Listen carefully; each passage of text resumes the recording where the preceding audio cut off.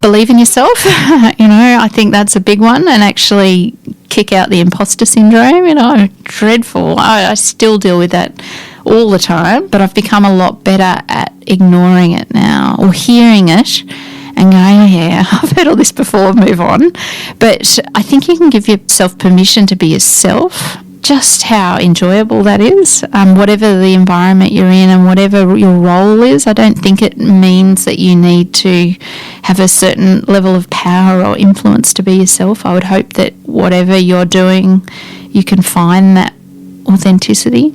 So for me, it's just about being able to give yourself permission to live the life you'd always hoped you were going to live, and make that happen, not just hope that it'll happen tomorrow or that someone else will create that for you. That is author, activist and Australian corporate heavy hitter Dr Kirstin Ferguson, and this is episode 307 of Better Than Yesterday. Better than yesterday. Better than yesterday. Osher Gunsberg.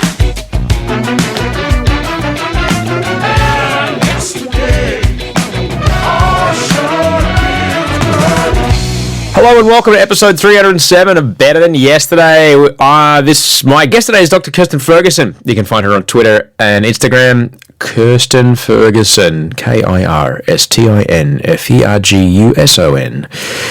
Spell that 3 times fast. If you're new to the show, g'day, welcome, thanks for being here. I'm Osher Gunsberg, and this podcast is simply a conversation designed to help you make today a little bit better than yesterday. I guarantee it, in the next hour and a bit or so, you'll hear something that'll make you go, I never considered that before. And as a result, today we'll feel better than yesterday. That's it. That's all I'm here to do. If you don't know me, I'm a TV guy, a radio guy, a book writing guy, a stepdadding guy, and I'm currently a guy that's dealing with a cold coming on. But because I'm also a guy who's got an 8-week-old baby and a wife who's up all night feeding him, I'm not saying anything at all about how uncomfortable I am. Nothing at all. Nope. Thank you very much to everybody that rated and reviewed the show in iTunes. It really helps us here at the show. The 2 biggest things you can do for us here, if you like the show, if the show brings you value, tell someone about the show. That really helps us out. And if you really want to help out, just in the podcast app on iTunes. I know you listen on Google, I know you listen on Spotify, but in the podcast app on iTunes, if you were to be so kind as to rate and review the show, it'd really help. Grace, Honor, Integrity, which is a fantastic last name. Brilliant every time, 5 stars. Never miss this podcast, even if I look at the title and think, I don't think this will interest me. I always tune in, trusting that if Osher thinks it's worthy of airtime, there will be something valuable in it. Thank you very, very much. That makes me feel very happy. This is from A Perth 2016. Lots of drivel. Came to listen to the Jackie O podcast as a first-time listener. So, full stop, much, full stop, drivel, full stop, get to the interview. Almost 10 minutes in, no Jackie O. Sorry, A Perth. That's the show. You are always welcome to fast forward through anything you don't like. And from CO Scar 89 wrote, love this podcast. Feel like I learn something new each time I listen. Definitely a little bit better than yesterday. Thank you so much. That really means an awful lot. Also, really, really loving to see where you're listening to the show. Always love to see that. Just shoot a photo of what you're looking at right now and email it to me. Send us your email at gmail.com. Linda sent an email. I'm listening to your latest podcast at the Canberra Plasma Donor Centre, watching the fish in the tank and the lovely nurses take such great care of everyone. Good on you for donating plasma, Linda. One came in from Rochelle, listening to the catch-up on the 18th from my apartment in Abu Dhabi, watching the laundry dry and watching the sunset begin. I love the sunset because it reminds me no matter what, the sun will rise tomorrow, and there's an extraordinary pic out the window of her home of Abu Dhabi being constantly in a state of construction. Every photo I've seen of that place in the last 20 years, something's always being built. Luke sent a cracker. G'day, Luke from Central West New South Wales near Wellington. Haven't sent you a podsy in a while, pushing sheep down to be shorn, listening to your check-in. It's a great picture of literally sheep heading down a dirt track on the way to be shorn. So glad to hear you're doing exposure therapy. It's tough. I've had OCD in the past and have been through exposure therapy, which is the only permanent thing which removed my obsessive thoughts. this is when sometimes my obsessive thoughts change topics. This is when I realised it wasn't the actual topic of the fear, it was the obsessive cycle I needed to address. I battled obsessive thoughts and fears for years. They still lurk in the background, but they are 1/1000th of the strength they were. You're on the right track. The only way out is through. Got to tell you, Luke, great to hear that. Because, I've been talking a bit about the exposure therapy lately, and man, it sucks, but it's good to hear someone who's been on the other side. But I really relate to that, man. Thank you so much for reaching out. And Linda sent a lovely note from Orange. With, I believe it's some sort of cherry blossom or something. That looks delicious. Thank you so much for listening. Really appreciate it. Send us your email at gmail.com is where you can find me. A big thanks as well to everybody that reached out about the chat around Mildura and Robinvale and the plight of Australian fruit and vegetable growers. From what I saw with my own eyes, you'd think that food security would be front page news, right? You'd think that if the ability to have fresh fruit and vegetables in the supermarket without fail, you'd think it would be protected at all costs. You'd think that's something that we would think is important in our community. You'd think that all the increasing effects and perfectly manageable and even avoidable, some of them, effects of climate change would be front page news and drive election conversation. But they're not. I hope we don't have to wait until things are critical before they are. But it's well and truly going down. And our ability to eat is right in the firing line. I think for me, the most frustrating thing about all of this is that the solutions that we need are here. We're not waiting for anything to be invented. We're not hoping for some miracle piece of technology to save us. We know what we have to do. We know the ways to adjust how we grow our food, manage our water, generate our electricity, and get ourselves from place to place. We know exactly what we need to do. Everything's there. All those things are here. They're just waiting to be deployed, yet we're not doing it. Do we really have to wait until we can't get apples year-round? Do we really have to wait until every coastal Australian city relies on desalination for water? Do we really have to wait until there's no more coffee because the planet has warmed up too much for it to be able to grow anywhere? Because that would suck. I like coffee, and I've read the things that say coffee's in trouble. No, let's not do that, okay? Let's not do that. Like, yeah, sure, ecosystems collapsing, green tree frogs dying, extinct, echidnas. Coffee, all right? Come on. How many things do we have to say are in trouble that you can care about before you do some shit, all right? Bloody hell. Look, whatever happens, it is going to be an interesting couple of years ahead of us, my friends. And I am not going to lie. I am glad that we're all in this together because it does buoy me with hope to know that you're here too. Speaking of being in things together, I am in the world of brand new fatherhood to a baby together with a friend of mine, Charlie Clausen. You may know him from TOEFOP, the incredibly successful podcast he does with Will Anderson. It's been running for over 10 years. Charlie and I found out we were going to become dads to babies about 2 weeks apart. Our babies were born. And we decided to combine our podcasting powers and create a show called Dad Pod, which premieres on Wednesday. I believe the trailer's out now. Just find Dad Pod, look for Osher and Charlie's Dad Pod, and you'll find it pretty easily. And the first step's out on Wednesday. There's a trailer out now. And I hope you enjoy it. So let me tell you about my guest today. Dr Kirstin Ferguson is an author, activist, and Australian corporate heavy hitter. She lives in Brisbane, Australia. She is the Deputy Chair of the ABC and is an Adjunct Professor at the QUT School of Business and has previously been CEO of a global health and safety organisation, formerly an administration officer in the Royal Australian Air Force. She graduated dux of her Air Force graduating class at the Australian Defence Force Academy and on graduation was posted to an F-111 Squadron at RAAF Base Amberley. Kirstin also quite famously started the Twitter hashtag Celebrating Women. She profiled 757 extraordinary women, and Kirstin, by doing so, began to reframe the conversation around women, around powerful women, around women's achievements on that platform at a very, very much needed time. She's since co-written a book called Womankind, which explores that adventure in greater detail. I thoroughly recommend you to read it. Kirstin and I recorded this at the Betoota Advocate studios, and I learned a very valuable lesson that day, which I already knew, but I got a solid reminder. If you're ever meeting someone who's ex-military, if you're not 10 minutes early, you are 5 minutes late. I need to up my game. She was just sitting there going, "Good morning." It's like, shit. Damn it. course you're here, really. You're ex-officer. If you like what you hear, please engage and let Kirstin know. Kirstin's on Twitter and Instagram, KIRSTINFERGUSON, Kirstin Ferguson. I hope you enjoyed this conversation with Dr. Kirstin Ferguson. How's Wolfie going? Wolfie is good. And you just started. Well, he's being quite selfish at the moment and not producing any melatonin. Right. So that's kind of what's happening at the moment. Can you get on that mic a little bit more? Yeah. Do you need me a bit closer? Let me just make sure you're there. Yeah, Can you just you get hear right me up, now? like you're eating, Right like you're up eating it. an ice cream. Yeah. Can you hear me now? Yeah, I've got you. You're great. Are we on? Yeah, we're on. Is this the start? Or Yeah, please? this is always how it is. Okay. So we just get it and start talking. Righto. Yeah. I don't know. It's fun. Yeah, it's really scary. You know, I was talking to my psychiatrist about it yesterday. I went fucking crazy a couple of years ago. And I started having paranoid delusions and things like this. And I was, imagining the full cataclysmic effects of climate change were happening today. And I was the only person that knew. And I was seeing things and stuff like that.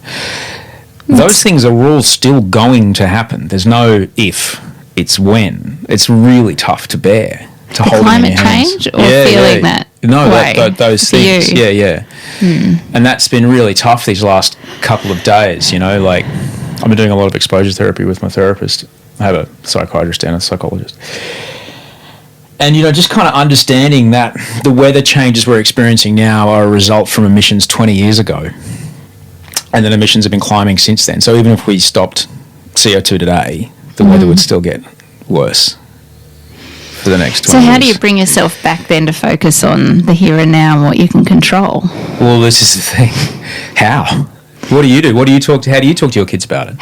It is really difficult. Well, they educate me as much as Yeah. me talking to them about it. So my kids are much older than Wolfie. I've got a 19 and 17-year-old. Right. Well, my eldest is 15 and a half. Yeah. So they've got a different perspective. But, I guess for you, though, given what you've experienced, it's thinking about what's important right now. And right now, Wolfie, fortunately, isn't aware of what's coming. Yeah. And all he cares about is that you're there holding him, feeding him, looking after him. So you're actually doing everything you can be doing right now. Otherwise, it's going to be perpetually out of control.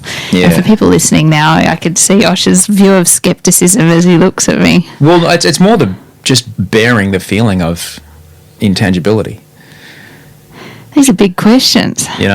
Just how can I bear that? I'm sure, in the military training that you had as the cornerstone of your career, there was like, okay, here's the tangibles, here's the intangibles. We try to keep the balance on this side. We try to control outcomes as much as we can, and then we prepare for other stuff. And then there's so many intangibles. It's like how can I just be okay with... It was actually less so the military than leading a group of psychologists that actually taught me how to deal with that, which is what you can control. You can only control what I think, feel, say and do. I can't control a lot of stuff. And if I try and focus on that too much, of what I can't control, it's exhausting and depressing, and you feel out of control. That's all of the things I felt yesterday. Yeah. And so somehow you got to dig yourself out of there. And, I'm talking to myself too, because you focus on things you can't control. It's very easy to fall back into a default of stressing and worrying about things that are just happening around you. But I guess maybe the military side of it brings the discipline back to doing what I learned from psychologists, which is just focusing on what I think, feel, say and do. That you can control. Now, all this stuff sounds rational, and I know. I'm back on meds now. I was off meds for a long time, but I had to get back on because I just wasn't able to. I could flick the switches by myself, but then they started just getting stuck on doom, and I was able to. I could throw as much rationality as I wanted at them, but it just wouldn't open up again. So I had to get back on meds to loosen those gears up a bit. And even so, I know what you're saying to me is completely rational. Yeah. And as much as I want. In the moment. Come on, brain. Just accept that as reality. And, as much as, I don't know, like, hey, everybody, we just changed the rules. We're driving on the other side of the road as of tomorrow. All right, it's going to take me a week to figure it out, but great. And then that's it. I wish my brain could just go like that, Yeah, but it just, I know. those neural pathways are so heavily grooved in. It's like we have 2 cars in our family, and one indicator is where the washers are, and the other washer is where the indicators are. So both Audrey and I, when we're driving, Yeah, we're each the other, same with our cars. Yeah. It drives me I'm like, insane. all the evidence is in front of me. The sign, it's even there. It has an indicator bar on it, but my hand keeps turning the windshield wipers on when I want to turn. It's like, Yeah. because there's this automatic thought process that goes faster than I can move. But your self-awareness about what you're actually dealing with is very high, which puts you at an advantage. It might not feel like it to you, but certainly puts you at an advantage of a lot of people who can't even stand outside themselves and look at what they're going through. Right. But, that doesn't help you when you're in the moment and you're there saying, I don't want to feel this way or think this way. Yeah. But at least you know you're doing it. That's got to be one step in the right direction. Well, look, I'm grateful that. Do you have enough to drink? Do you have Yeah, enough liquid? I have. I'm great. We tend to talk for a while in here, and people get parched, and I don't If want. I go silent, anyone listening to this, it's because I've passed out through dehydration. If you need water or a toilet or whatever, they have both here at the Betoota Studios. We're an amazing bunch of people. Did you say hello on the way? I did. That's Clancy Overell. Ah. When you see byline Clancy Overell, that's him. Okay. The man that, proper lumberjack.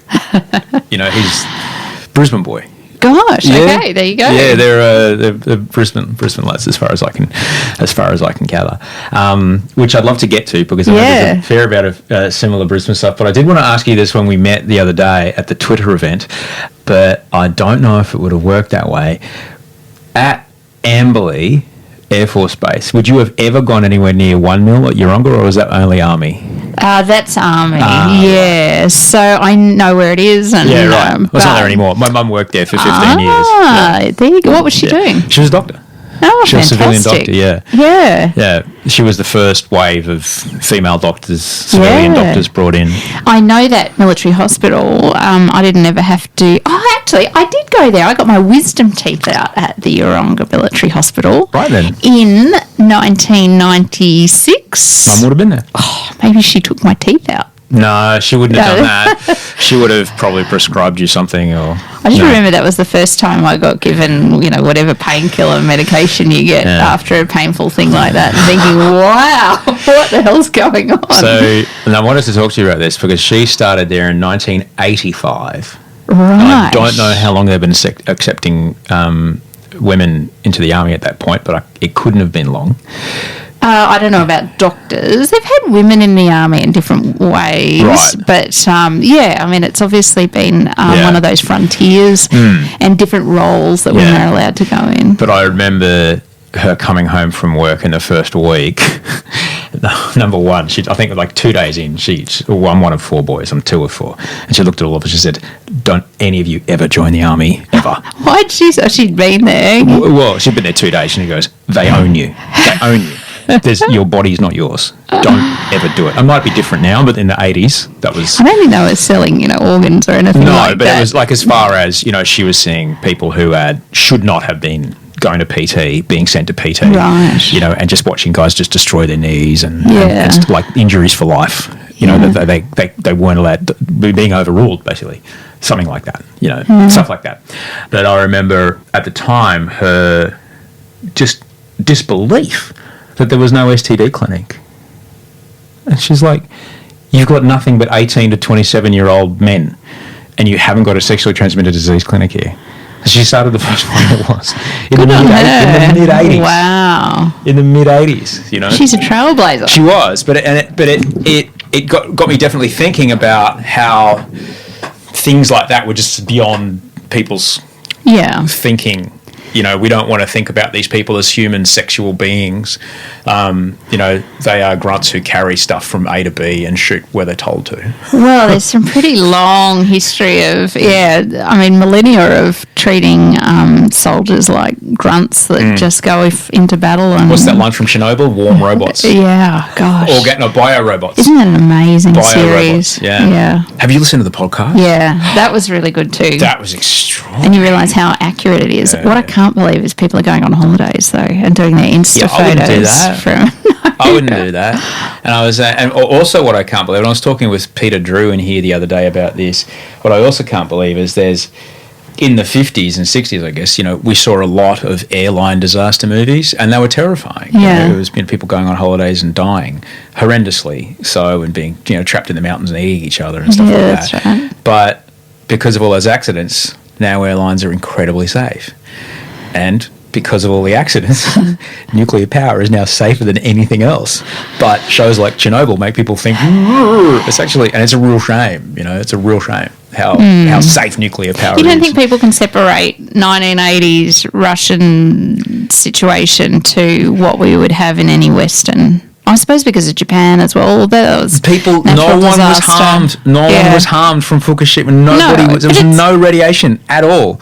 It was people got hurt escaping.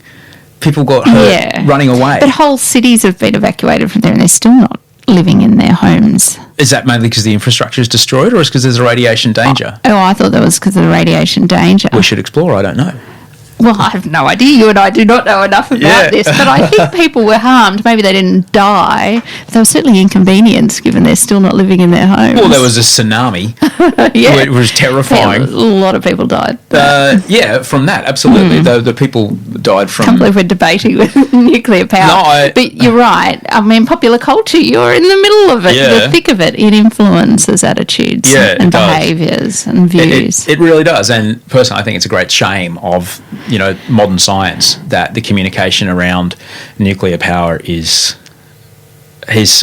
so negative, and the communication around things like coal power is just so, fuck yeah, we're Australian and Australians are awesome, and here's an ad of a bloke in high vis on it, building Australia. No, you're not. Love your voice. I watched the Mojo documentary last night. Did you see that? What's that? Well, it was about the advertising team, Mojo, that did amazing. all the TUI's ads and the Come On Aussies. The Mojo singers. And that voice that you just put on was, they were the first to sort of, really respect and value the broad Australian accent. Yeah, anyway. You can get it milking a cow. I know, I've got it now. Something like that. But anyway, they're brilliant. And Meadow Lee, and they did the Qantas Still Call Australia Home, like all those ads that we grew up with that were fantastic. Yeah, they were, very, very clever, very, very clever jingle writers and very, very clever advertisers. But I guess it was also a simpler time. There was only 3 commercial networks, and so it was pretty easy to get a jingle stuck in people's heads. And, we were all watching TV on a Sunday night movie, and there were no that mute was buttons. it. No. Well, the only thing I can tell you about ads now is that every freaking ad has a dog in it, and I know that because my dog barks at dogs on the telly.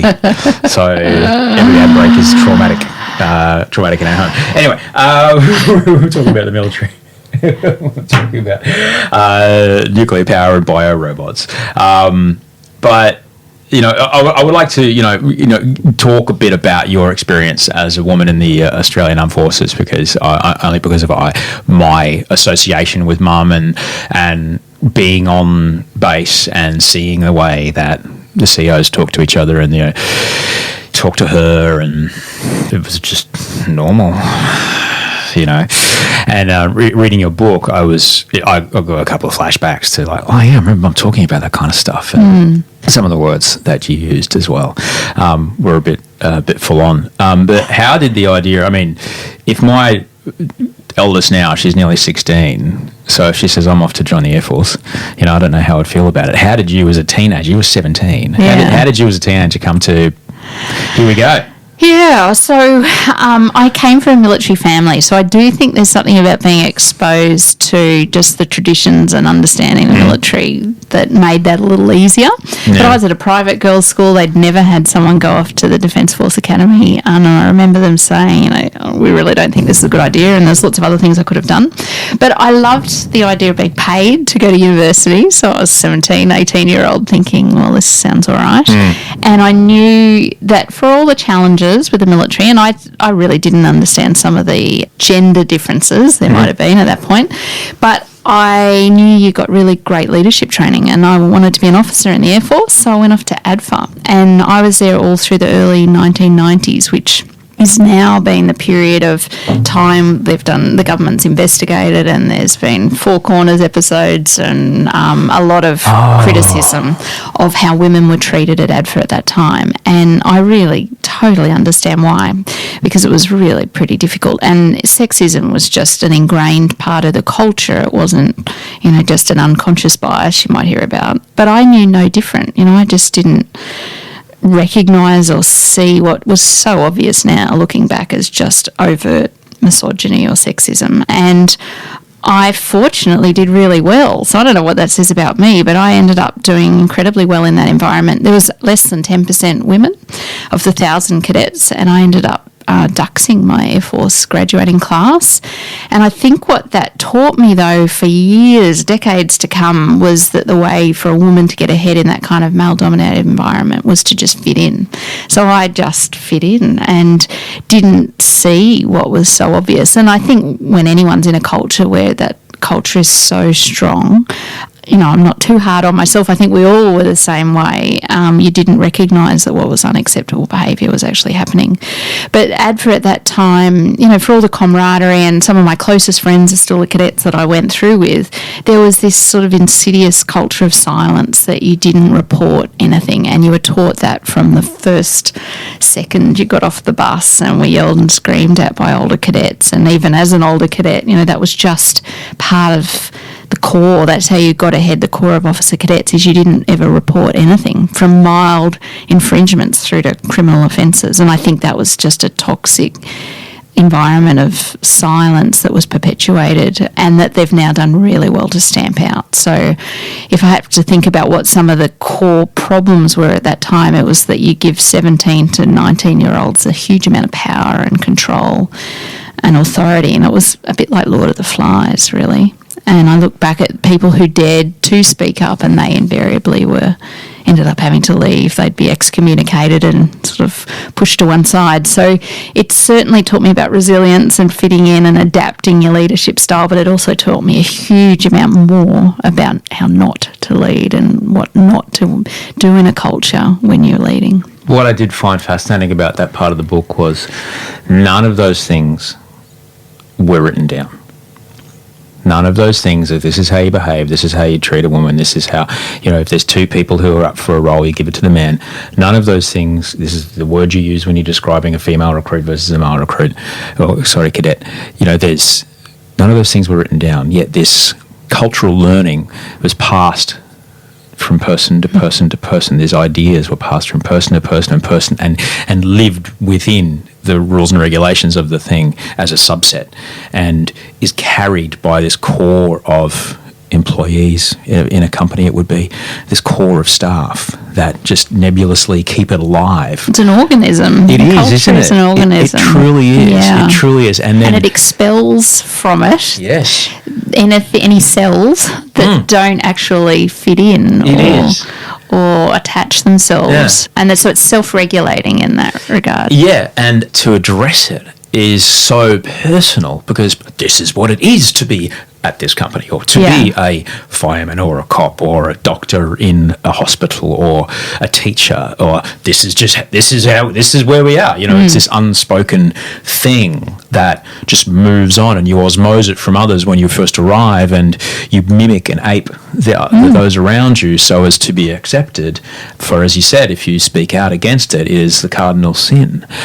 How do you even begin to separate this organism of behavioural culture from what a company or a business, or in this instance a regiment, does? How do you even start? Well, I think it's breaking down the lifeblood. What gives it power, or what do you recognise as success in that environment? And so what they did at ADFA was completely overhaul the entire structure of the organisation. And so whereas we used to live in divisions that were basically whichever, there was 1 to 24, and we were in a squadron and in a division, just through luck, whatever one you were given really determined your fate at that place. And there was a really strict hierarchy. And so in third year I had 4 stripes on my shoulder. I was very senior, and it gave me this ridiculously significant amount of power of 1,000 cadets that no 19-year-old should be given. So they broke that all down, because it's getting rid of the structures and the systems that actually help you to then change what the culture is. But I'm sure it took years for them to get rid of some of those thoughts as cadets. So, for example, you were talking about STDs, which made me laugh. Fraternisation was totally banned. So if you had a natural relationship, as whether it was with a man and a woman or worse, it was banned when I was there to have a homosexual relationship, which is, even worse. And it makes my skin crawl now to think anyone who may have had that relationship going on were totally excommunicated or whatever. I mean, it's just awful. So getting rid of all of those kinds of rules and regulations and recognising what's natural and normal and celebrating different successes, I think, is part of the way you can change cultures. In organisations, it's firstly having leaders actually willing to open their eyes and see what's going on.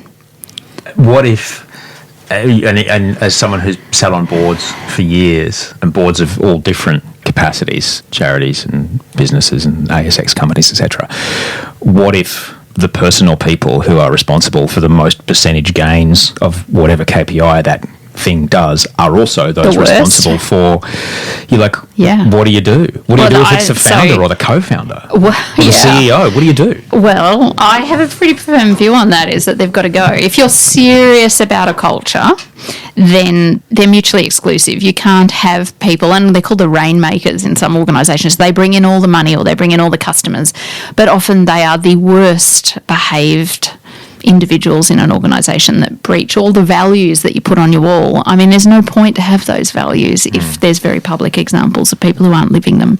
So they need to go. When they're the founder, I mean, that's more difficult, but often that means good people do leave. So the founder might stay, and that is the culture, and you might find if that's how they behave, then that's the culture they tolerate. Are people beyond retraining or things like that, or interventions? No. I think if you're self-aware and willing to actually hear what people say about the impact you have on them, then it's entirely possible to learn about your own behaviours and to adjust them. But that takes a lot of emotional intelligence. And if you don't have emotional intelligence, I think that is harder to learn. It's possible, but you've got to be really willing to learn and be humble. And the behaviours we're talking about are the opposite of each other. So if you've got someone who's that badly behaved that they're affecting a culture, they're probably less likely to be a humble leader that's prepared to be self-aware and look at their own behaviours. So that's where it gets challenging. Right. I can only speak from experience, and I've spoken about this on this show before, and that as one of 4 boys, someone who went to an all-boys school. In Brisbane, wasn't it? In Brisbane. And the only woman in my life really was my mum, my accounting teacher, who was a... That would have been unusual in and of itself. Yeah. My accounting teacher was a force of nature. She obviously didn't influence you to go into accounting, though. I thought the views that I had of women and what women are capable of were just the views that I had. I didn't realise what they were until I got into the workplace, and it was very obvious very quickly. But I only found out, I was like, why is everyone in the meeting room angry at me? I just said what I would have always said. Why are people upset at me now? Why am I having to have a meeting with this other person after that meeting? What were you saying? One particular example, and I wrote about it in the book. I wrote about I got my job at SAFM, and I shut the head of a department down. She had been there for 15 years. And I said, that's a stupid idea. It's so old. Who would want to do that? Like, that's so 80s. Nobody wants that anymore. That's stupid. And I'm 24, and I've been there about 4 days. And I remember afterwards my boss was like, mate, if you've got any more ideas like that, just bring them straight to me. But was that a gender issue, or was that for how you addressed someone else? I think both. Yeah. Both. I mean, I obviously wasn't there, but I wonder how much of that, it wasn't anything to do with whether she was female or male. It was... Oh, no, I think back to how I felt at the time and what I Okay. kind of believed about the world. I remember my first girlfriend basically just going, seriously? Okay. She told you what for? Yeah, she did. She's like, this is how you got to, you can't. So your mum and accounting teacher hadn't educated you on, hey, dude, that's really not going to get you far? No, mum was different. She was a refugee. She was very much kind of survive, and it's all very, are you fed? Have you got a roof over your head? Okay, great. It's Very pragmatic. 4 boys by herself from when the oldest was 13. 6-day weeks at the military hospital. So she was busy. Yeah. All I knew about women is and how to deal with them, and I just kind of osmosed from this bloke culture of the work, the school that I went to, and the guys I was hanging out with, and it was only as an adult. So how have you evolved? What has helped you see a different way? I think most definitely there's one particular person I must give a huge amount of thanks to, and that's an incredible woman by the name of Yumi Steins. Oh, yeah, she's fabulous. I worked with her from the age of 26, and she would just daily go, the fuck? Good on her. Yeah. I mean, but it wasn't out of malice. It was just, it was like, I would come home and repeat jokes that I'd heard at school that everybody laughed at that had horrendous racial slurs in them. Yeah. And my mum would go like, what? But I'm like, well, everybody laughed at school. Why don't you laugh too? Because, I didn't know that it was just horribly, horribly, horribly wrong. I just didn't. I think there's a lot of people I was just looking clueless. back. Yeah, look, you've got Trudeau in blackface. Boy, howdy. Not okay. Justin. He was my poster child for a politician. Gone. You're going to have to... How do you even run if you've got that in your past? I don't know. You have to come up in your campaign and just go, here's the stuff that I did. He pretty much has now. Yeah. It's amazing it didn't come out last time. Anyway, we're off topic. Yeah, I have to be somewhere in an hour and a half. We can go off topic as much as we like. It's a conversation. It's fun. So I remember being quite unprepared for life as that. Yeah. And well, so you can imagine girls who the absolute opposite to you have never expected anything but total equality, and it's just that's the way it is. I've never been taught anything else, and then suddenly that's not quite how the world is. was your school? You went to Skeggs here, I went didn't to you? Skeggs. What was your school like? Well, it was just reinforcing to every girl you can do whatever you want, and you can be whoever you want to be, and merit is how the world works, and off you go. So it is an education for a lot of girls as well when they get into the workforce, and learning to even recognise it. And I look at my daughters who are, adults, young adults, and even though everything I talk about and they know that I believe in, I think it's really hard for them to grasp there could be a pay gap, a gender pay gap. It's so hard to get your head around how that can possibly be. How does that happen? Yet obviously it does, and it will to them. So there's a bit of denial until you can really get your head around it and experience it yourself. The gap between what you were told to expect from the world and what the world was when you graduated high school. Yeah. I certainly hope that's a much smaller gap than what my kid is going to experience. I think, though, what we should recognise for your children, and certainly for me, is that how privileged that gap is and was, though. So I was graduating from a private girls' school and going off to an environment that I ended up doing very well and getting a university degree. I worry way more for the people who don't have even the benefits that I've got, or women of colour or different intersectionalities. I mean, they're facing far bigger hurdles, and I think it's then beholden on all of us to be saying, how can we bridge that gap? It's something that, I've dealt with, but I feel very privileged still to have had the faculties and the skills and the education to be able to deal with it as I have. Very much so. Yeah. You mentioned merit before. I remember being told that. When are we just going to tell, the young people of our country, this whole idea of meritocracy, that's the thing that's the thing we have written on the wall in the lobby, but how it actually works. I know. It's like, I don't want to think merit isn't true because it's so ingrained in your DNA that we're an egalitarian nation. We merit and a fair go and everything being equal is just, I don't know any other way to be.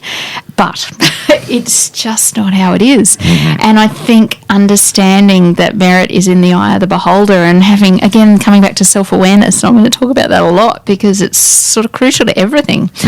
It's knowing when I'm recruiting for something, or if I'm speaking to someone, I come with all my own baggage and shit and views on the world and biases, and that impacts my view of what's meritorious in that given situation. And so you need to have people with checks and balances and diverse views and different perspectives to say, hang on a second, just because that's what you did when you were recruited into that role, actually we don't really need, to have a cookie cutter of you. Let's get someone different. We're so, as humans, we just so run on the psychology of, here's a line of code that worked. Here's an operation that I was, I needed something. I did that. I got something. Okay, that's what I'll do forever. Okay, that's my set routine that will happen to the end of my life. All right, and we might get 50 years before we realise, actually, that's really damaging to the person who's halfway along that code. Yeah. Or am I just? Do we never question it? Am I just doing this because it's the way it was always done? And then you read about those extraordinary tests and studies they did with auditioning for orchestras behind a screen.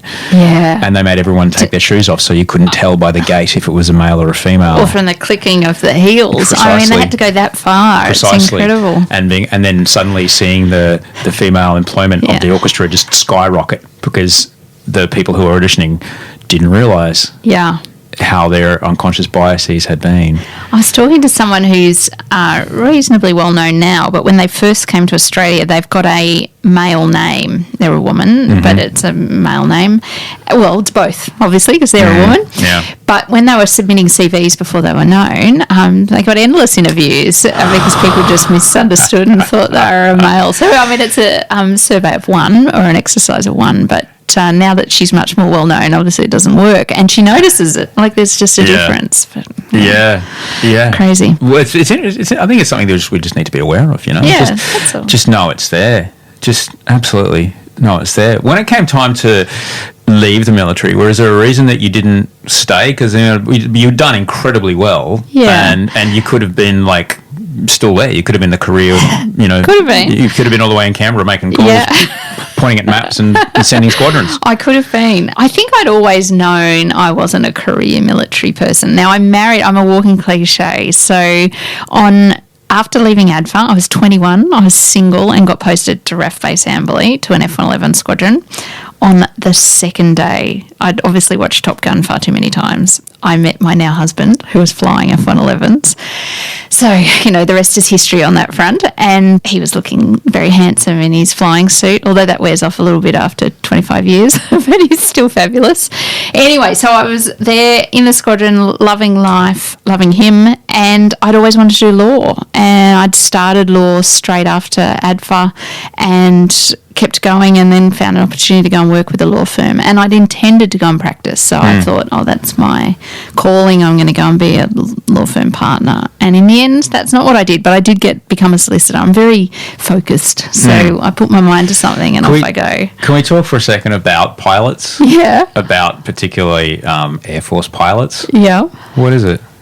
What is it about them? I don't know. I was 21 and single and he was gorgeous. Look, I think I've got such admiration for aircrew because they do put their life in danger on a daily basis. It's a remarkable job.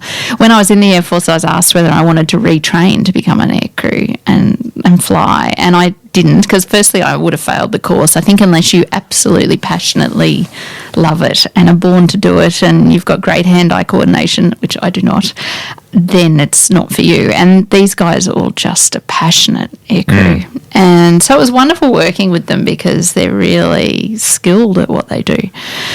So I think it's a pretty admirable profession, but challenging, It's one that you've got to be prepared to go off to war.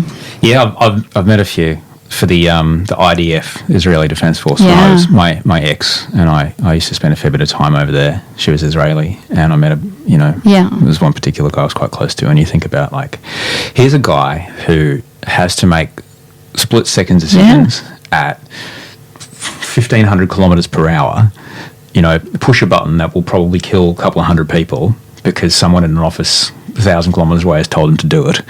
Decide if I turn left, you know, and that part of the world, at that speed, you go the wrong direction in for 8 seconds. You've caused an international incident because you're now suddenly over Iraq. Yeah. You know, and then fly home and get everyone home safe. Like, yeah, well, that's why they're trained very well. I mean, I really feel on that pushing a button and, people tell you to, I feel for drone pilots now who haven't even left the ground and they're in a bunker somewhere. They could still be in their home country. They're in Nebraska. Yeah, they exactly. drive to work. That's the wildest thing, yeah. I think the psychology around that's even more interesting because you're even further removed from the people whose lives you are impacting. So it's a really interesting career choice for those who do it.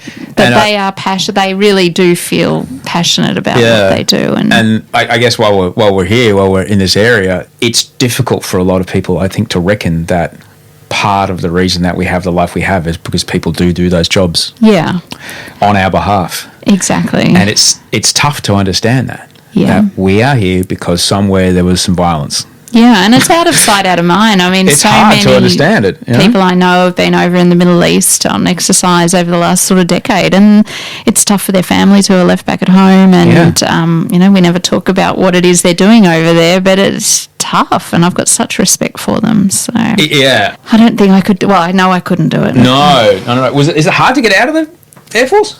Or do you just say, just give you 30 days and you go, or do you have to wait for? Well, you just have to notify them. Back in the day, they had messages and an old telex, so off I went. Yeah. But it was a real adjustment. And on my first day in a civilian office, I called my boss Sir, which was rather embarrassing because that's not what you do. But I think he quite liked it. So it only happened once. What was the transition like from this super male-dominated... I should ask, actually, what did you do with your femininity and what it made you to be a woman while you were in the ADF? I wrote about this in my book. I think I hoped no one noticed I was a female at all. I think I was learning that to survive and get ahead, I just fitted in. And so I think you really ended up becoming the culture that you're part of. And at the squadron, it was very testosterone driven. Obviously, I was the only female officer there. But the people were much more mature than when I'd been at ADFA, where they're 17 to 19-year-olds. So there was a different kind of inappropriate jokes and things. In fact, one of the things I'm really proud of myself that I remember from back then when I was about 22, so we'd have lunch in the squadron crew room every day, and everyone would be in there, and it was, really good fun. But it was just endless dirty jokes. And this is before I even recognised that that's, really. I just remember thinking, do I really have to, every single day? So I ended up making a deal with them that we'd I think it was a Tuesday. Tuesdays were dirty joke day and you could just totally fill your boots. But could we just have the other days where it wasn't? And good on them as well. That's what it became. And so you talk about self-regulating. I remember someone, might start a joke and someone would go, no, it's not Tuesday. You got to wait till Tuesday. And they respectfully, it was my way of trying to influence a culture that I was definitely outnumbered in. And I couldn't even articulate probably to myself why I didn't just want to sit there day after day hearing dirty jokes. But it worked. And it was, it was anyway. Wasn't hardly changing the world, but back in that environment then, it made life better, which was good. But I loved being at the squadron and I just fitted in. Yeah, that's how I made it work. Do you find in your work that you've found women who otherwise have, quite feminine traits outside of work find themselves appropriating more masculine ways of behaving or disguising? I don't find that now, and I don't do that now. I think authenticity is probably the number one thing I learned after I'd been in the Air Force, and whether that means however that might make you, because everyone's sexuality and way of being is unique to them, and they should be whoever they want to be. I think I learnt that over time, though, and so now I just am who I am talking to you now, or whether I'm with my girlfriends or at home or in a board meeting. It's too exhausting being someone you're not, and I think that's something it's taken a long time to learn. But it's amazing the successes that come when you're just yourself rather than whoever you think people expect you to be. So, this is really... we're opening up here, Osher, which you're quite liking. But, I mean, this is inane, really, to anyone else. But I've got really curly hair. But for 20-odd years, I thought I needed to have straight hair to, be seen as professional. So I would go and get it professionally chemically straightened, and I'd spend hours all the time getting my hair straightened. And it's only been a few years now where I've stopped doing it. And part of it is me feeling authentic about, this is just who I am. And this view of what you think is professional is all in your own head. Yeah. And the satisfaction it actually now gives me to take 30 seconds to do my hair and walk out the door and think, well, that's just how it is. So I know that's a really surface level. It seems really silly, but everyone's going to have their own little things that they do to empower themselves to be authentic. I think personality-wise, I have been authentic for a long time, but I'd still kept this mask of, what I thought I needed to look like. And giving up on that's been just so liberating. It's very fabulous. Not to mention the amount of hours that you now get back I know. to go and do stuff that you'd rather do. Yeah, all of the above. But it's just being yourself. But I'm sure many people do that, whether it's, no, these are the clothes I only ever wear to work, and when I socialise, I don't wear them. Or, this is the name people call me at work. Yes. Which is, people have that as well. Yeah, that's true. Oh shit, there's someone I work with, let's go. I can't be seen. Yeah. I can't have the universes cross. They can't see me in my relaxed. So that's exhausting, really. I can imagine. It would be. Yeah, absolutely. When you're when you enter the corporate world and you touch upon this, and this is kind of where the Celebrating Women has its genesis. We, as humans, we kind of tend to identify, okay, that's not my competition, that's my competition, that person's probably as close to me as me. All right, I just need to be better than that person. In any, that's just, there's a part of our brain that identifies that, right? When you're in an office where there's 30 people and there's 2 women, that starts to happen, doesn't it? Yeah, but I didn't see the other women as my competition. I think I've always been ambitious, so it would be more on who's, and invariably it'd be a man who's in a role that I think, actually, I can do that better than them, or, that's where I aspire to be, unless the woman was in that position. So I don't know that I was ever feeling competition with other women just because they were women. But I definitely was always wanting to get somewhere. I never knew why. I never thought about what I was going to do when I got there. I just, wanted to get there. So that was probably more where my focus was. Yeah. And when it comes to women in the workplace that do compete with each other, you definitely started to notice that was something that needed to be addressed, didn't you? Yeah, but not when I was there. No. I think I fell victim to thinking that women don't support women and that there's queen bees and that they're all out to, be like in the movie Working Girl. God, I loved that movie. But I hated how, you couldn't both succeed. The career woman had to be the evil person and they were each fighting for the guy and the job.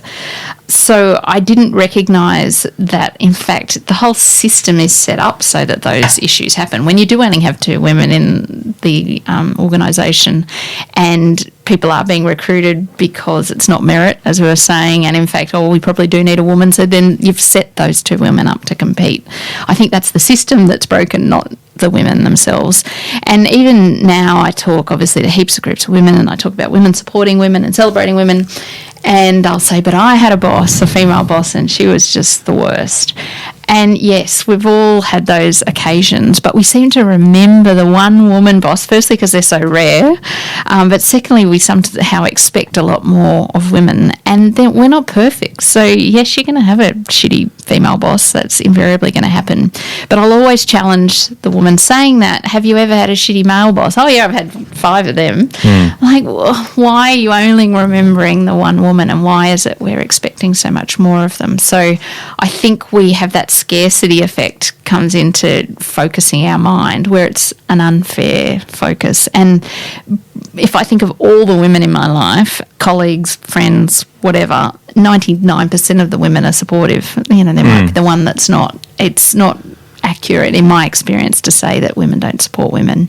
That's just not what the evidence shows. Oh, I'm so happy to hear that. Yeah. But the evidence also does show that when it does come to I know I keep getting stuck on this, but it's just, I think about it a lot when it comes to for example, I had Briggs, the rapper, on this show, and he talked about, mate, from the moment I wake up, he goes, me and another man, a white guy my age, from the moment I wake up, I'm this many times more likely to die of diabetes. I'm this many more times likely to be arrested. Because of that, I'm then that many more times likely to be taken to prison, where I'm that many more times likely to, like, the amount of likeliness that I have to not make it to the end of my day at 7:31 a.m. is that many more times greater than you, and you're trying to tell me that we're equal? Yeah. So similarly, when it comes to two people who are up for a job, here's, two lawyers, because that's where we are. Here's two lawyers. Here's the guy that went to such and such boys' high school or whatever, and here's the girl. But he never had to deal with, people pinching him or, telling him, hey, nice ass, or, smile or whatever. He never had to, he doesn't have to, get to work through, a train carriage of people who are harassing him. He doesn't have, she is basically starting 500 metres further back down the track than he is. And they're in a race for the same finish line. Yeah. We don't really discuss that too much, do we? No, well, that's back to the merit idea, where, because we want to believe everyone has got the same opportunities, and if you apply for the job, well, you've both got an equal opportunity to be considered. And absolutely, there's so many unknown barriers or unseen barriers that woman might have gone through. Or frankly, also that man, you really don't know everyone's situation. But if we're just generalising between genders, absolutely. That is an issue that I think, again, unless you're opening your eyes and prepared to see it. I mean, I noticed one of the big 4 accounting firms is now banning asking women about what they're currently being paid when they're recruited. So, how one of the questions is, well, what package you're on and what would you like to be on? They are now not allowing that question to be asked because it sets up an inequality from the very beginning. So if that woman has been getting paid less, they come into the organisation on less because they're expecting less, etc., etc. And it's part of those blind CV sort of ideas. I mean, we actually have to set up structures that make this possible to even attempt to get a meritorious level playing field, but we're a long way from it. What do those structures look like? Well, I think they are some of the examples where make sure you have panels interviewing that are not all of one gender or all of one type of ethnicity or all of one type of person, so you've got different perspectives. The blind CVs is a fantastic way of doing it. Not asking about gender pay, I think, is a really practical way where you're then forcing the company to pay what the job is worth, not whatever that person might have come through on.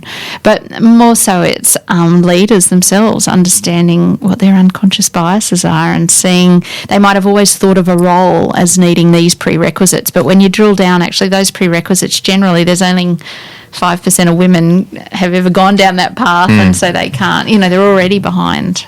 So I think when I speak to someone who might be recruiting for a job and they'll say, we wanted women but no women applied. And they just kind of leave, that's full stop, so we'll just hire another guy. If that happens to you, you really need to have a good look in the mirror and go, why are no women applying? What is it about our ad, about our culture, about when they rang up and asked about it and they got some person who said, oh, yeah, mate, or whatever it was that turned off a whole 50% of the population from applying, you've got a problem. And I know there's many that'll say, but there's very few women in engineering or whatever it is. If you go back to it, it's not true. It's not true. And we lose women at crucial times, so we need to go back and understand why that is. But I think it's not enough to just go, well, none applied. That's it. That's such a cop-out. It's an extraordinary signal that any company can look to.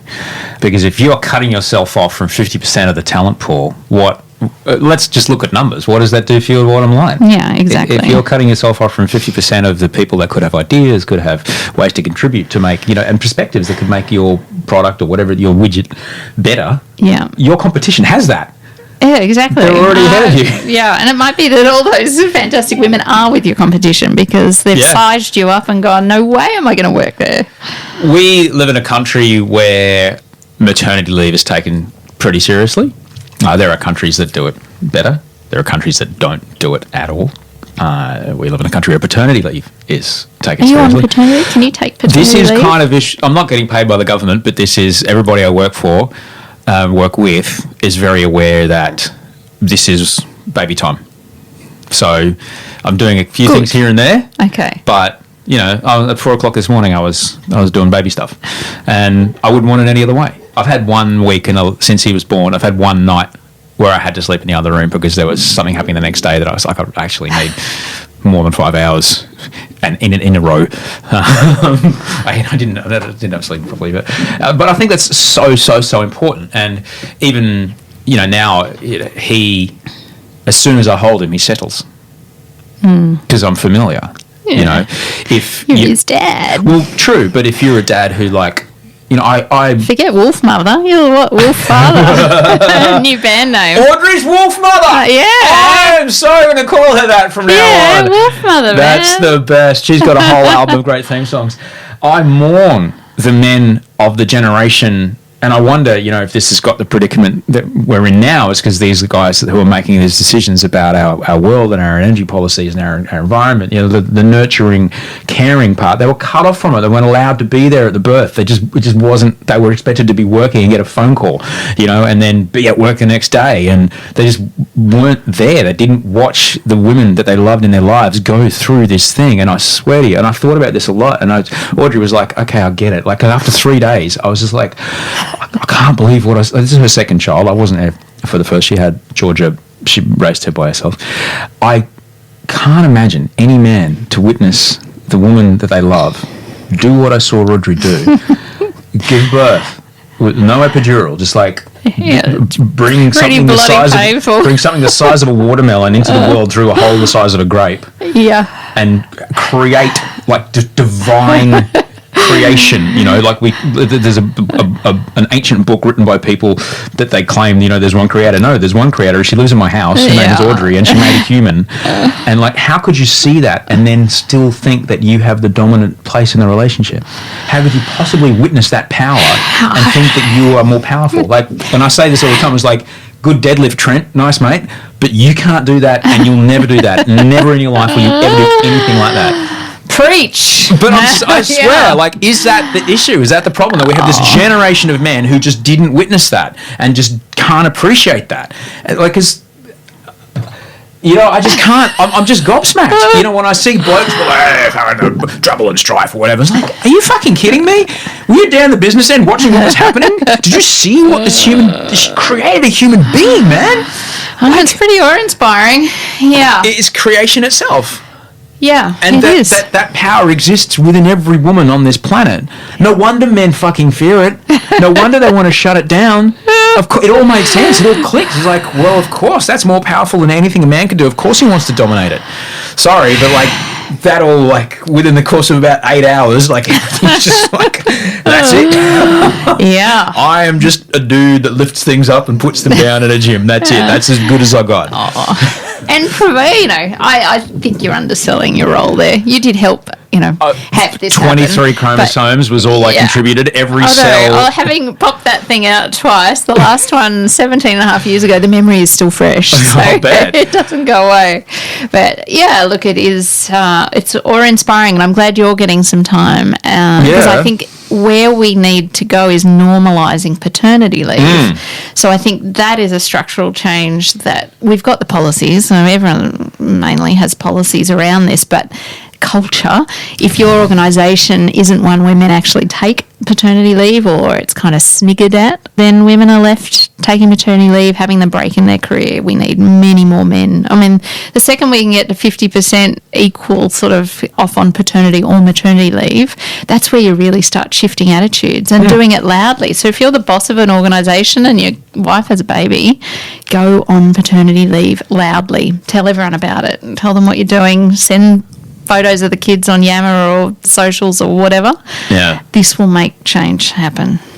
What would I rather as a boss? Would I rather a boss that has never cared and nurtured or changed a nappy, or do I want a boss that has spent at least a couple of weeks of their life at the mercy of a helpless thing, looking after and caring for this thing that will die if they don't look after it? That's got to change the way you think about another person and another person's emotion, to have that fundamental emotional shift as far as just empathy goes, will change how you make decisions in a company. Well, and back to being your style of leadership. So empathy is a core part of emotional intelligence. Yeah. The better leaders are those that are intellectually smart, which I think is the easiest part of being a leader.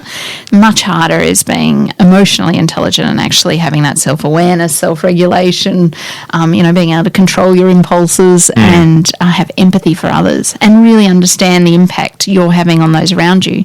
You're experiencing that really up close at the moment, because the impact of you around Wolfie is, if you're not there, he's going to, have a pretty tough time. Don't want to tell you your son's going to die, but if you and Audrey are there, no, we're humans. he's in deep shit. Humans get born too early. Every other mammal is born able to evade predators, feed by themselves if they need to, walk, run, they're ambulatory. True. They're still fairly helpless, though. Little foals that are born and walk. joeys. Foal They're can evade a predator, well, if they're lucky. Yeah, but more than a human baby. Yes. Okay. Human true. baby is very vulnerable. Is only reactionary. Human baby can't do anything that it wants to do. It just does stuff because nerve endings fire. That's it. And it will do so for the first 3 or 4 months. And then it starts to do stuff the other way. So you have to protect it. Yeah. It's essentially in the womb, but outside the womb for the first couple of weeks. So it's amazing. Anyway, so it's... I'm loving watching you with your... with the impact a young baby has had on you, because it's so clear you are right in that at the moment. Yeah. But I'm also, speaking to you, I'm also the impact of having this extraordinary young woman that I live with, who's taller than me and powerful. Yeah. Like, she was powerful when I met her. She's a wolf mother, man. No, I'm talking G. Yeah. So G sat me on my ass when I was when she was 10. I'm a 40-year-old man when I met her, and I'm like, just shut down by a 10-year-old. I'm like, fucking hell, I can't. That's a bigger energy than I can possibly muster. And she's 10, and it's just, she's only grown more powerful. And she talks about how the way she moves through the world, and we watch her interact, and I'm like, shit, man, I hope when you hit the workforce that you're prepared to deal with people who aren't ready to deal with tall, beautiful, powerful she'll woman. find a way. She'll be fabulous. She will work her, path through the world, and she'll be a force of nature. She already is, yeah. What do you tell your daughters about that? What did your oldest is already in the workforce? She's at university, end of second year uni. What did you tell them about? Okay, here's the world. Did you give them any guidance there? Yeah, of course. And we're always still talking about it as they're learning, new things that happen. Authenticity is massively important. Being kind to people, and thinking about the way and the impact that you have on people around you. So for me, it's always been about people and relationships. I've got lots of university degrees. I've had lots of important jobs. I, do lots of business things, but none of it actually really matters if you haven't actually focused on the people that you're working with, that you're doing things for the right reason, that you're leaving a legacy that's actually really important and beneficial to others around you, and that you're really focusing on the relationships you have. So that makes life so much easier, and it also makes you more successful. So I guess my advice to them, they're smart. Like, I don't need to tell them anything about, my eldest is doing biomedical engineering, which, she's doing some advanced calculus. There is nothing I can offer, absolutely no advice, no mentoring, nothing. So she's got the intellect. There's nothing I can do there. But what I can help her with and help guide her on is all of the wonderful parts of her character and qualities and values that she lives, reminding her of how they'll actually be what help her succeed, not the sheer intellect. And that at the end of the day, the people who get to the top of our companies, if that's what she wants, and that's the other thing, is go do whatever you want. It actually doesn't matter anyway. But whatever it is you want to succeed at, generally when you look around, the people who lead our big businesses or whoever they are, they were not the smartest people in their universities or their schools. They've got all those other skills that actually they've been able to use to help build the relationships on the back of which they can then succeed.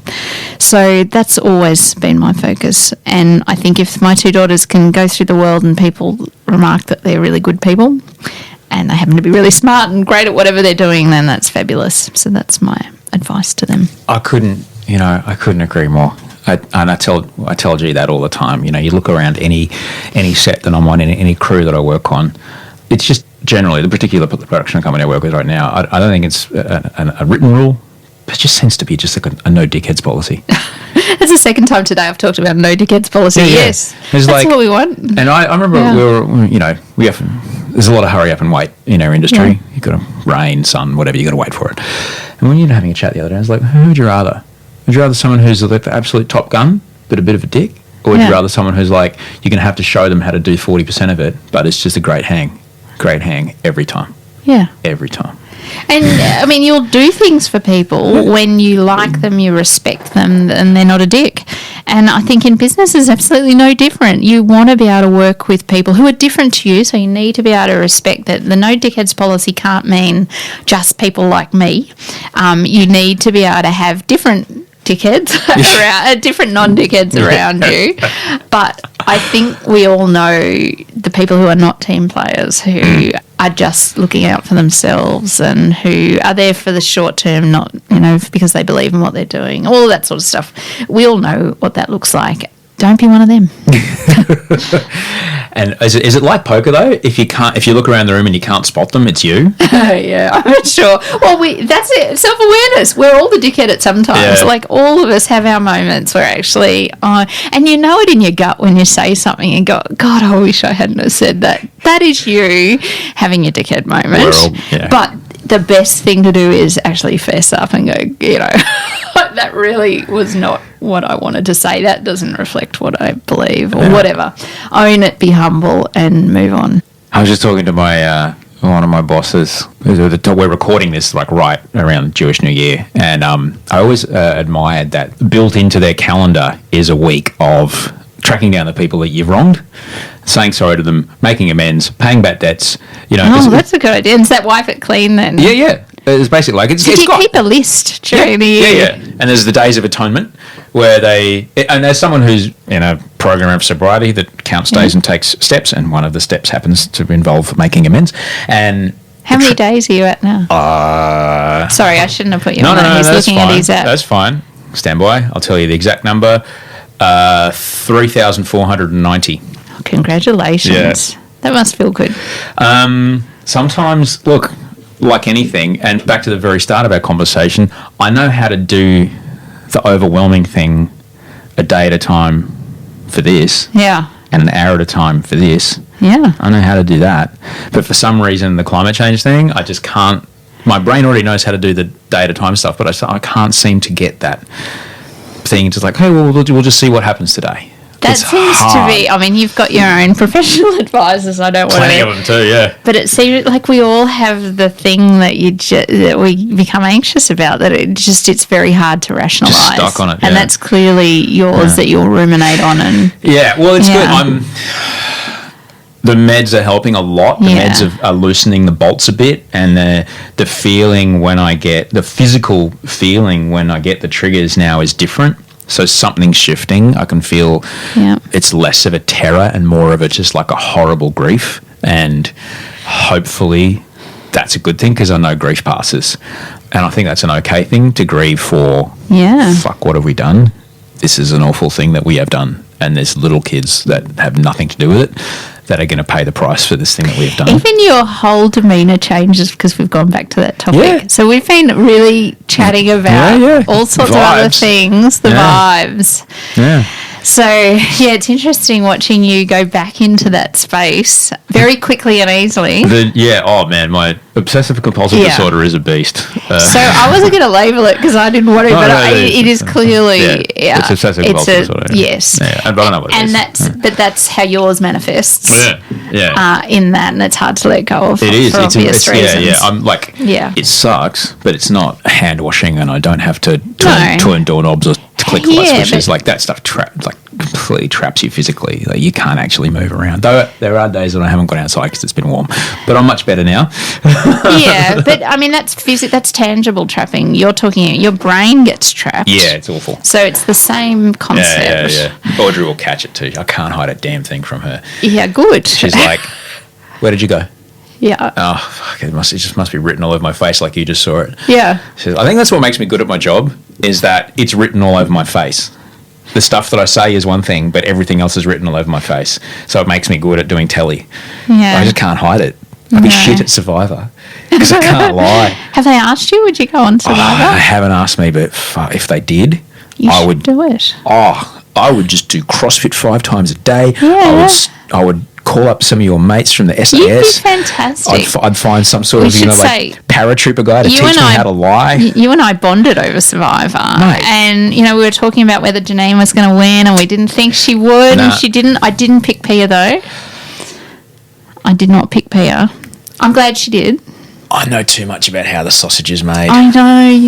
I think I told you that when we first Yeah. met. I know too much about how the sausage is made. So there were nuances in the edit that no one else would have picked up on. like Easter eggs that you have to pick if you know what you're doing. Nothing that they've dropped deliberately, like an Okay. Easter egg. It's just like the way the rhythm of the cut changed. Like, okay. Right. A couple episodes out from the end. It was like, okay. She's got it. Well, Yeah. it was narrowed down.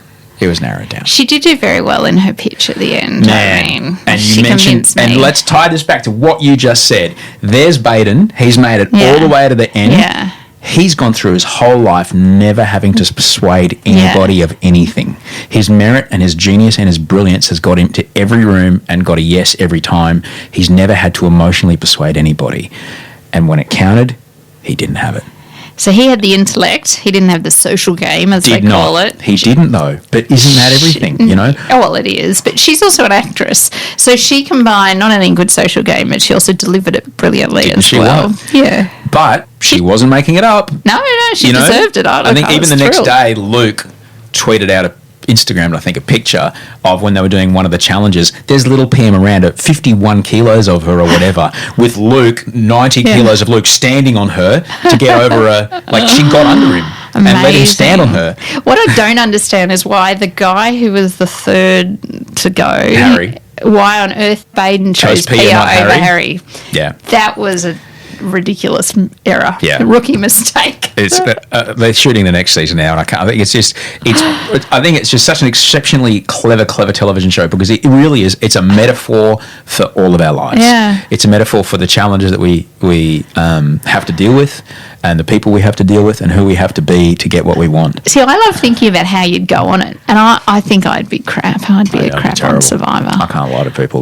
No, I can't lie, and then I just can't help myself. I'd be sort of organising people too early on, and I'd have to be inauthentic. Yeah. And then it'd all come out. Which is what undid Janine. Yeah, and I think I could Yeah. see her, and you just can't help it. It's in your DNA. It undid David. It undoes him every time. To sit back and be grey and just sort of try and cruise through is not what I'm used to. You can't do that either. No. Because then you're a goat True. and you can't. It's a good format. It is It's a brilliant. very, very clever format. I still remember the very first one with Richard from the US. Richard and- Hatch, openly yeah, gay. well, yeah, but remember he was strategizing, and I just remember thinking, "Oh my god, that's so bad! I can't believe he's doing that." Yeah. But it was fantastic. Nearly 20 years ago. Fantastic Yeah, TV. incredible. Did I tell you what the Fiji story?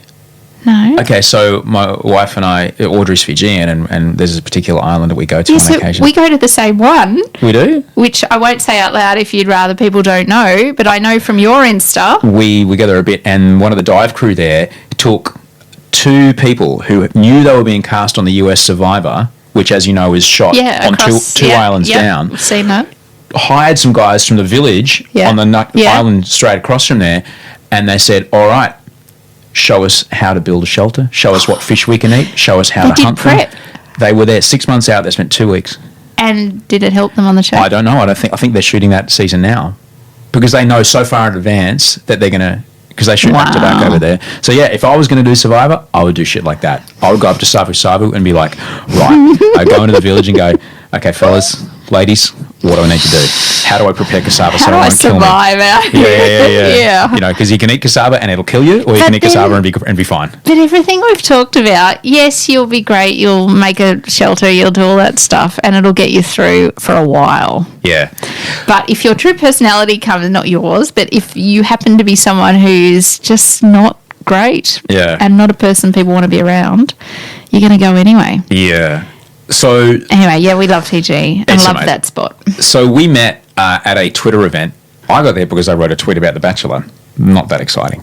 You got there because you created a social movement. Yeah, what the fuck were you doing? I know, right? I think I got there because my one particular tweet, It was obviously a really good one. and it trended in 14 countries. Okay, fine. But I didn't. I didn't pioneer a social movement, which you did. Yeah, and you've got lots of followers too. I mean, you and your live tweeting of every show you're on or every night of the week. It's the new television. It's how we have to do it. There's no other way around it. This is what television is. Television is, if you're not giving director's commentary while your show's on air, then you are not doing your job. How do your mentions go on those nights? Is it just crazy? I don't keep track of it. Yeah. I don't know. I just get on there. But I have seen figures when I don't tweet and when I do tweet, ratings figures, and there's a difference. So I do as often as I So you can. are a force of nature. It's part of my job. I've got to do it. It is. And I love it because it's the conversation. It's the goggle box of the country. It's the best. So when did you realise, oh my goodness, celebrating women? When did you realise this is big?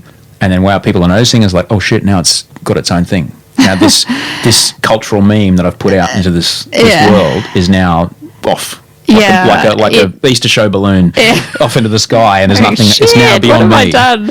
When did you realise that? Well, pretty early on. It got way bigger, way more quickly than I was expecting.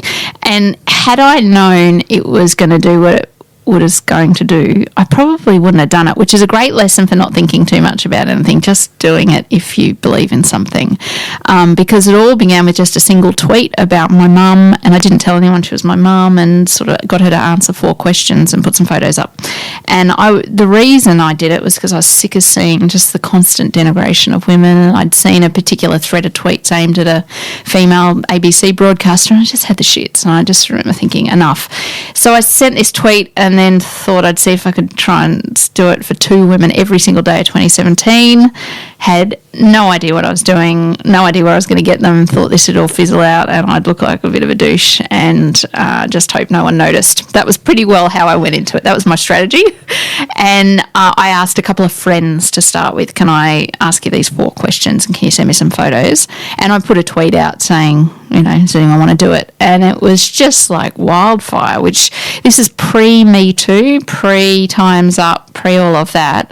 And it really showed you the power of using social media for good. And in the end, I achieved my goal. I celebrated 757 women from 37 countries around the world. And it became quite large and much bigger than I ever anticipated. It was a huge amount of work. Like, the other thing I hadn't thought through is actually how I was going to do this every single day of 2017, because I already have a busy career. So it was like another job for that year, but it was just the most rewarding thing.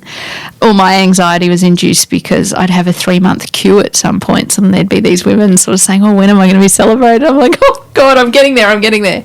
But did it, and it was amazing. And those women I feel such a connection to, and the women I celebrated were not well-known, famous, high-achieving women. There was no qualifying criteria to be involved.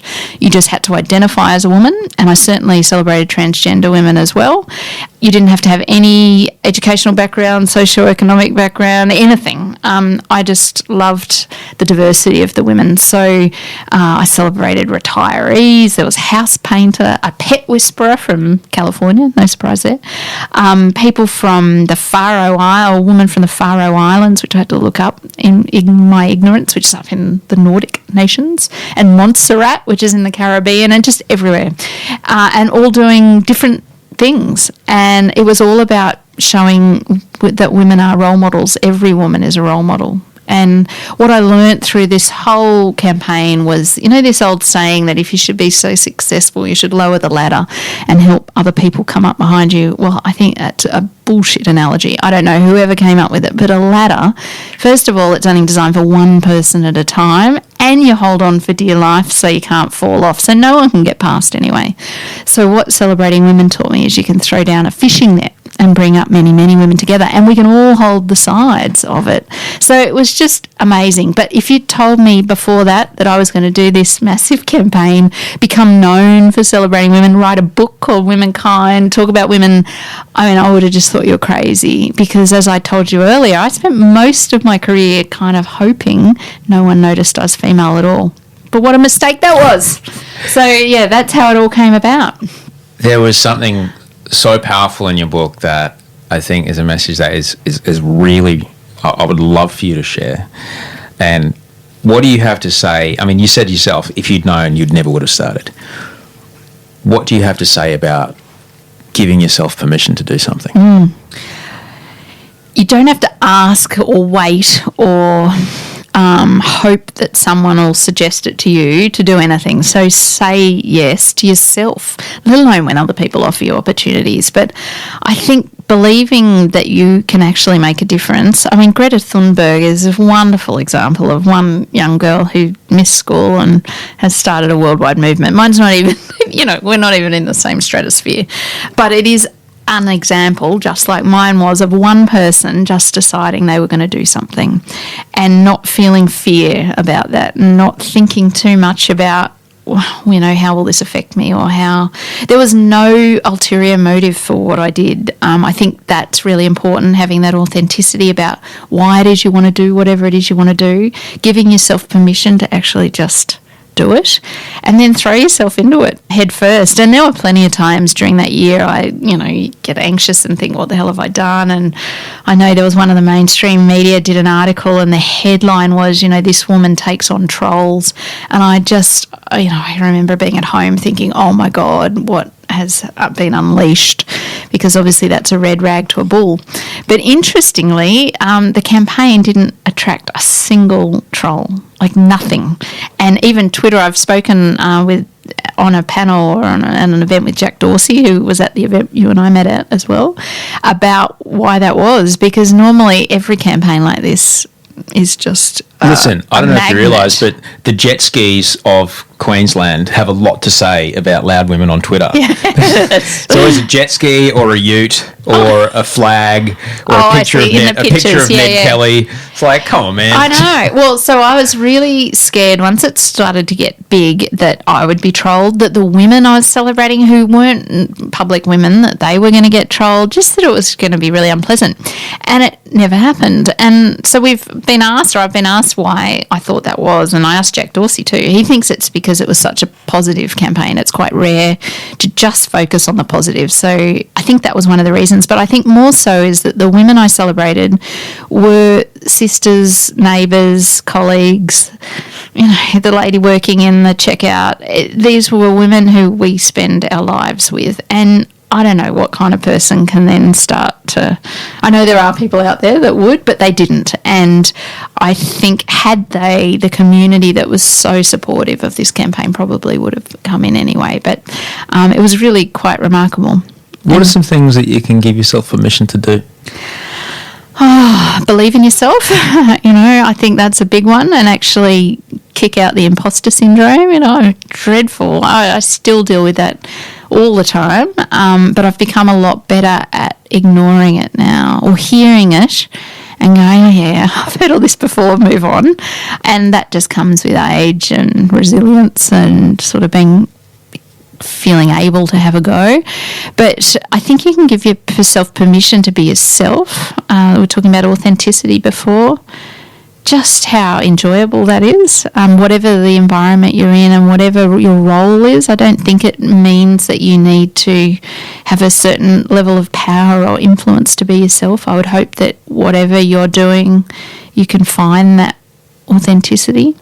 So for me, it's just about being able to give yourself permission to live the life you'd always hoped you were going to live, and make that happen, not just hope that it'll happen tomorrow or that someone else will create that for you. Yeah, it's almost like a two-step process, like, okay, great, and now take action. Yeah, go and do something about it. Or if you have that idea, not like if I honestly, when I said I wouldn't have done it, it's because I know myself, back to Survivor, I would have strategized. I would have thought, right, so I'm going to do this, then I'm going to roll this out, then I'm going to approach these people, then I'm going to, whatever. I just would have overthought it. And it was so organic and accidental. And in the book, I call myself an accidental activist because it was not in the plan. But how fabulous it has been. So, I think go for it. You live a very full life. You live a life of quite a profile. You do set yourself open for criticism. You do set yourself open for robust discussions with people who disagree with you. How do you look after yourself? What does your self-care look like? I'm really conscious of all of that. So, like everyone, I struggle with anxiety and feeling down and wondering where's my life going and what am I doing and am I adding value, all of those things.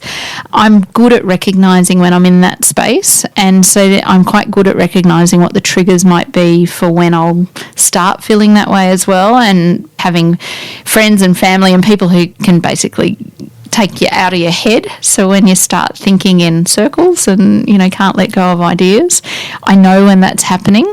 But I also try and do things that I enjoy. So I love writing. So I'm working on another book, and that's nothing to do with the work that I do. It's researching, and I'm in the archives at the Mitchell Library, and that's just my happy place. So I try and do things that are for me, really. And whether or not the book ever is seen the light of day actually isn't the end point for me. But this particular idea is one I've had for 25 years when I first did a degree years ago. So, that kind of stuff makes me really happy. So it's focusing on you're more than your job, you're more than what people might say about you, and finding the essence of who you are and going from there. And doing fun stuff. Going to Fiji. Yeah. I'm going to a gin distillery on Sunday with my girlfriends, whatever it takes. Yeah. Do you look after the vessel? Do you take care of the maintenance? That I'm bad at. I am bad at that. I go through fits and starts. Yeah. Yeah. So I'm sitting here with my Pepsi Max, which I drink far too much of that. No, and in fact, if I was going to say where I need to do more, it's definitely focusing on the vessel, as you call it, because that's what will let me down in years to come. Well, your health, what have you got? I know. Yeah. What is it about the Pepsi Max? Is it the caffeine? It's well, I don't drink tea or coffee, so it's the caffeine. I'll tell you, a cup of coffee. Oh, here we go. A solid, nice espresso that I will make you at my home. I don't know the flavour. That's fine. I can make a coffee. There's so many things on the back of that label that neither of us can pronounce. I know. What are you doing putting it in your body? Phenylalanine or something. Yeah. Just caffeine. Phenylatronics or something. Yeah. Please no one write to me and tell me what that's going to do to me. Coffee is a bean ground up. I know. And you put water through it and you drink it. Feel awake. Yes, Dad. Awesome. Look. Okay, moving on. Your grandkids need to know you. I'm telling you now. Coffee's great. But there's no judgment here. No, I'm just saying there's better things for you. If you want caffeine, there's better ways to get it. All right. Not that this is an ad for Pepsi Max, by the way, because I'm actually... But it is an ad for coffee. And if you have any... coffee. I'm happy. I'm trying. Briggs, who had on this show, Briggs and I had an idea about coffee. But we're trying to make that happen. I could talk to you for a very, very long time, though you are a very busy person and I have kept you long enough, but I can't thank you enough for coming and doing this today. I'm so grateful that you were into it, and this has been the best. Into it, yeah. But are you going to give me any spoilers before I leave about the question that every Australian is asking as to who these masked singers are? He's not. I can give you an advantage that most people... and this is nothing I haven't said publicly. When will this go to air? Is it after it? I can't tell you. Say you're looking at me right now. Okay, we're sitting in the Betoota Advocate podcasting booth, which is great. And so behind me, so you can see my bag that I walked in with is behind me. Yes. Okay. So say in the clue package, there's me and I'm the hippo. There's no hippo. He's already lost me. Yeah. All right, say I'm the hippo and I'm dancing and I'm going, right. I was once, I'm saying something. Yeah. And in the back of the shot, you can see that shoulder bag. Yes. Nothing in the back of the shot is an accident. Right. So if there's like a Scrabble board behind someone or nothing in the frame. But is everyone onto that already on the Twitterverse? No. They're not? No. There's so many things. Like if you freeze framed any of it, you'd be like, oh shit, of course. Like go back and have a look after last night. You know, whoever got out last night, go back and look at the clues online and go through the package and you'll see the level of detail and the giveaways are there. Okay. The Nikki Webster one was so obvious from the moment, but people didn't get it. You know what I think people love about that program though is the conversation online that's happening, and that it is like you're all sitting guessing, and we're all in the town hall actually just watching a talent competition and guessing who everyone is. Do you watch it alone? No. Who do you watch it with? No, you don't watch it. Oh, no, that's fine. I've been paying attention. So do you want to know the real honest truth? Yeah. My husband loves The Block, so we're watching The Block, but I'm following Twitter. Man. And so I watch Masked Singer Block? on TV. He You're loves literally The watching Block. paint dry. I know, but well, at least on my other favourite show, which is Grand Design, I'm the so paint is dry. sorry. By the time Kevin Right. McLeod or Peter arrives, the paint is dry. On The Block, they literally sit there and go, I know. "We're not gonna make I the feel so bad now telling you that I'm not watching The Masked Singer, but I am That's fine. following on Twitter. So what I can see is that my Twitter feed, I can't look at anything else because it's Masked Singer, because every other Australian is watching. because it's super Masked Singer. fun. It's the Now that you've told me about the clues, though, I am going to go back and watch last night's. you should. And I'm going to see if I But can then guess. go back and look at the clues as to who got out, All right. and the rhythm and pattern of how the clues are given are the same for everybody. So there are All right. massive giveaways. But You heard it here first. sorry, you haven't. I say this He already. said but- nothing. Okay. He's saying nothing about All right, nothing. maybe I can lie. You're the best. Thank you so much. Thank you. All right, that was Dr. Kirstin Ferguson. You can find her on Twitter. You can find her on Instagram. Kirstin Ferguson, all one word, Kirstin Ferguson. Big thanks to my audio producer, Andy Marr, for making the show with me today. Rachel Barrett, my show producer, who, along with my manager, Lauren, helped out a lot with Wolfgang this week. That was great.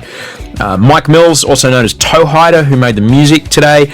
And a massive thanks to Clancy, Shannon, Anthony, and the whole team at Betoota Advocate for helping out with the studio space. Thank you so much for listening tonight. If you want something to watch on the telly, it's Australia. Tonight's the grand finale of The Masked Singer, that very silly show that we've been making for the last little while. It's been doing quite well. We're very happy about it. I hope you have fun watching it, but it's tonight is the grand finale. You finally get to see who everybody is. Everything's a guess until the head comes off. Doop, doop, doop, doop, doop. Cool. Right. I'm going to go have a nap and not tell my wife how much my bones hurt. No, I'm fine. Just going to have a little lie down. That's all I'm going to say. That's all I'm going to say, because she's had about 48 minutes of sleep. I'll see you on Wednesday for Dad Pod, the premiere, and I'll see you on Friday for more of this. Until we speak next time, sleep well and dream of beautiful things.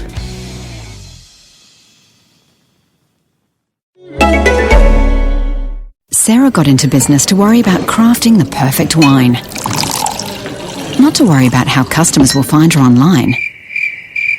That's why we created Digital Marketing Services, with a team of consultants helping to build your presence online from search to social, so Sarah can have more time to worry about the right stuff. Cheers. Get back to being that business with new Telstra Business Digital Marketing Services. Learn more at Telstra.